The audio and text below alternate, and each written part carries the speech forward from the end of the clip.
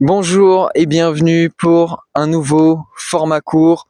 Pour ceux qui me regardent sur YouTube, pour ceux qui me voient, vous le voyez, on a changé d'environnement. Je l'avais déjà fait sur deux formats courts au tout début, sur les tout premiers formats courts. Voilà, on est en extérieur aujourd'hui. Pourquoi? Eh bien, tout simplement parce qu'il fait beau. Vous le voyez, il y a le ciel bleu, etc. Et du coup, je suis super heureux parce que il fait beau et que ça fait plus d'une semaine, presque 2 semaines que je suis revenu ici et que il fait pas beau. Donc je suis heureux, voilà, un simple jour avec un ciel bleu et du soleil. Ça me redonne le sourire, c'est une petite aparté, c'est le petit côté santé mentale de la vidéo du jour. Voilà, pour ceux qui m'écoutent en format audio sur les plateformes d'écoute, je me retrouve dans une pinède, voilà, avec le ciel bleu, les arbres magnifiques, les petits pins et leur vert que je trouve toujours aussi beau quand il est éclairé directement par le soleil. Bref, aujourd'hui, nous allons parler de nutrition dans ce format court. Aujourd'hui, nous allons parler d'efforts intenses et de nutrition. J'avais fait un format court déjà avec un type d'effort et la nutrition. Je sais plus si c'était pas l'effort longue durée et nutrition peut-être que j'ai déjà fait dans le passé. Donc aujourd'hui, on va voir les efforts intenses et la nutrition. Pourquoi? Tout simplement parce que si je venais à vous demander avant que vous regardiez cette vidéo, ou si je venais à demander à énormément de gens, je pense que la plupart des personnes, pour ce qui va être des efforts intenses, la plupart des personnes vont me dire que j'ai besoin de manger des glucides pour pouvoir avoir de l'énergie. On va voir si c'est vrai, si c'est pas vrai, etc. Dans cette vidéo. Donc, qu'est-ce qu'un effort intense? Premièrement, vous le savez, on parle souvent sur ce podcast sur cette chaîne, pardon, et notamment sur le podcast des 9 adaptations du fitness. Il y a un épisode complet, comme toujours, à ce sujet, épisode qui est sorti il y a très longtemps, en septembre sur YouTube, qui est peut-être sorti aussi en septembre sur les plateformes d'écoute, qui s'appelle évaluer et améliorer sa santé, son fitness ou sa santé physique, quelque chose comme ça. Donc allez écouter cet épisode si vous n'êtes pas familier avec les 9 adaptations du fitness. Parmi les 9 adaptations, il y en a 2 qui nous intéressent particulièrement aujourd'hui, peut-être un peu plus. Alors 2, c'est sûr, avec les capacités anaérobie et les capacités aérobie. Et peut-être que tout ce qui est aussi force, puissance et vitesse, ça nous intéresse aussi tout de même, parce que ça peut être considéré comme des efforts intenses. Et comme toujours, on a fait des épisodes du podcast à ces sujets, à propos de ces sujets-là. Si vous voulez écouter plus en détail des épisodes sur la force, la puissance, la vitesse, on a fait 2 épisodes sur force et hypertrophie. Et si vous voulez plus aller sur capacité anaérobie et capacité aérobie, c'est sur les épisodes endurance et perte de poids. Voilà.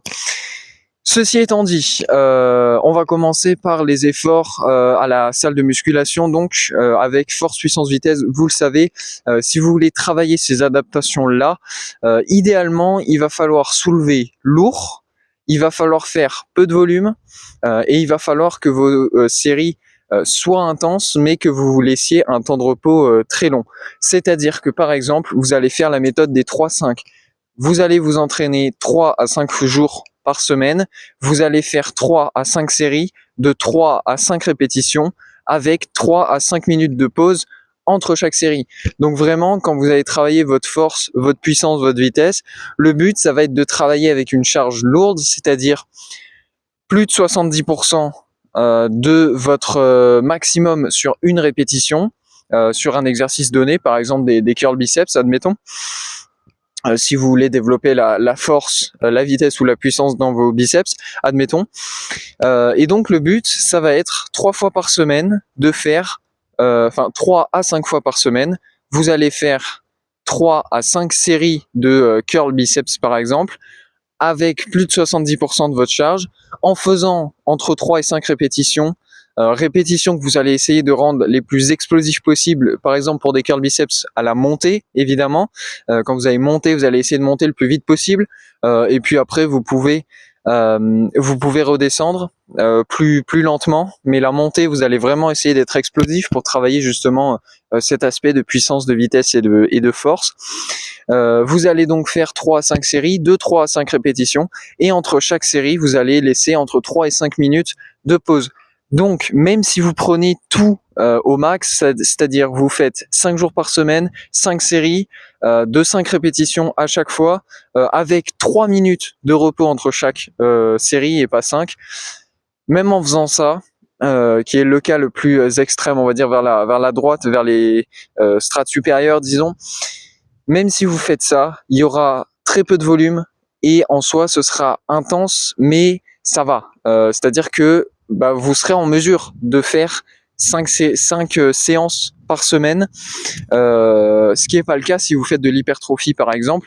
Vous endommagez tellement vos muscles, vous fatiguez tellement vos muscles pour avoir l'adaptation que vous ne pouvez pas faire 3 à 5 séances la même semaine sur un même groupe de muscles, contrairement à si vous travaillez la puissance, la force ou la vitesse. Donc ça, c'est pour ces efforts-là. Et pour tout ce qui va être l'aspect nutritionnel, pour tout ce qui est musculation, déjà, premièrement, l'idéal en termes de régime alimentaire, c'est un régime alimentaire riche en protéines, modéré en graisses ou en lipides et pauvre en glucides. Vous n'avez pas besoin de glucides. Si vous êtes adapté aux graisses, vous aurez des graisses qui vous permettront d'avoir de l'énergie, d'avoir plus d'énergie pendant plus longtemps, etc. Et puis, en plus, grâce à la néoglucogénèse qui se passe au niveau de votre foie, votre corps va produire la quantité de glycogène dont vous avez besoin, pas plus, pas moins, alors que si vous prenez des glucides via votre alimentation, eh bien, il n'y aura pas de néoglucogénèse parce que vous remplirez au maximum vos stocks de glycogène, ce qui est pas du tout optimal parce que déjà vous savez pas quelle quantité il va vous falloir pour les remplir au maximum, et une fois qu'ils seront remplis au maximum, tout le reste, eh bien, ça va être stocké sous forme de gras, mais gras que vous ne pourrez pas utiliser, que vous ne pourrez pas brûler, donc c'est complètement contre-productif au final. Sachant que voilà, donc si vous faites de la néoglucogénèse parce que vous êtes adapté aux graisses, vous aurez suffisamment de glycogène. Vous n'en aurez jamais 100%, mais les réserves ne seront jamais remplies à 100%, mais c'est tout simplement parce que votre corps, il n'a pas besoin que ce soit rempli à 100%.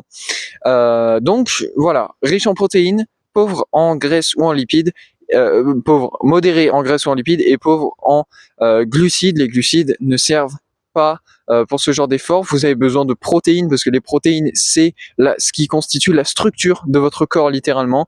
Vous ne pouvez pas construire du muscle, vous ne pouvez pas réparer vos muscles si vous ne mangez pas des protéines.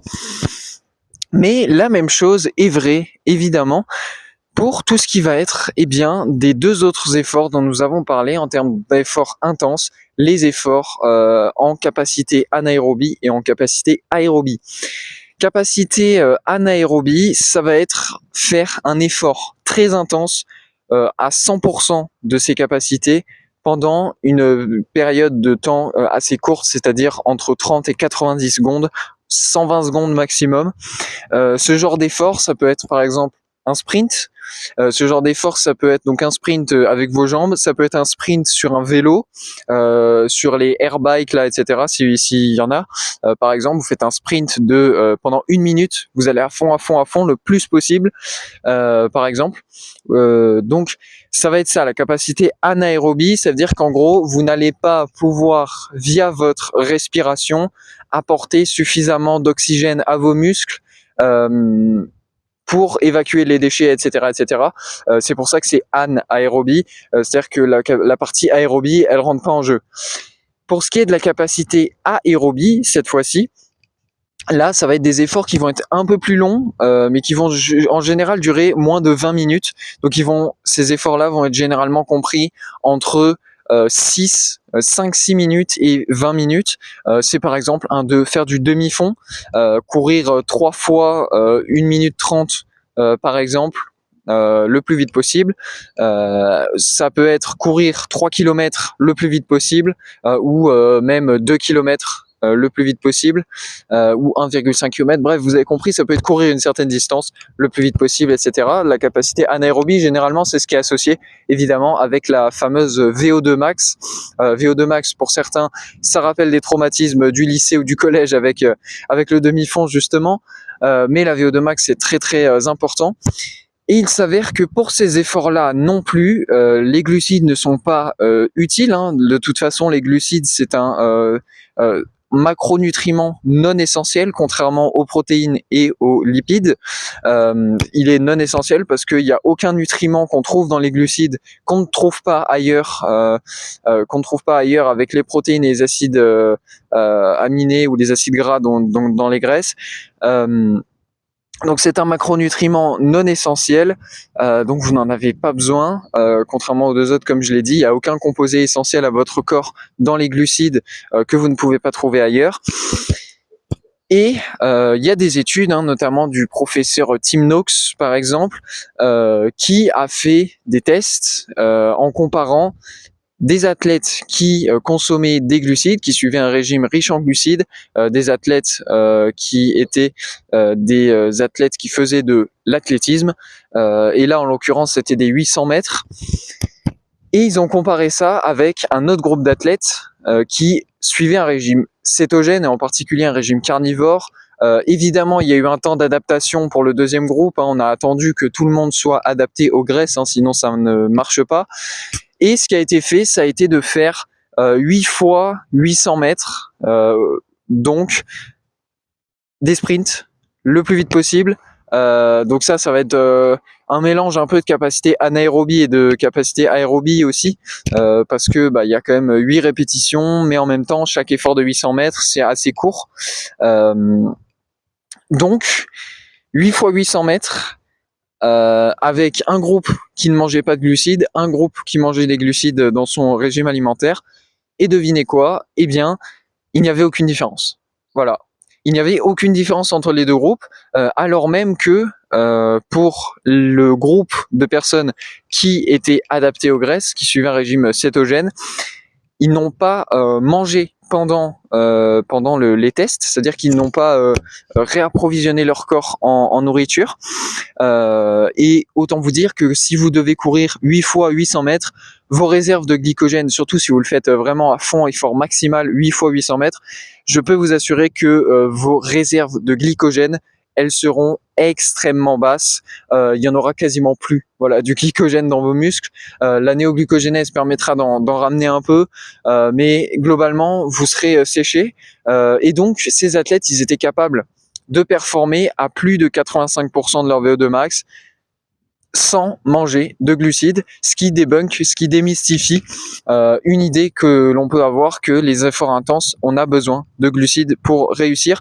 Ça n'est pas vrai.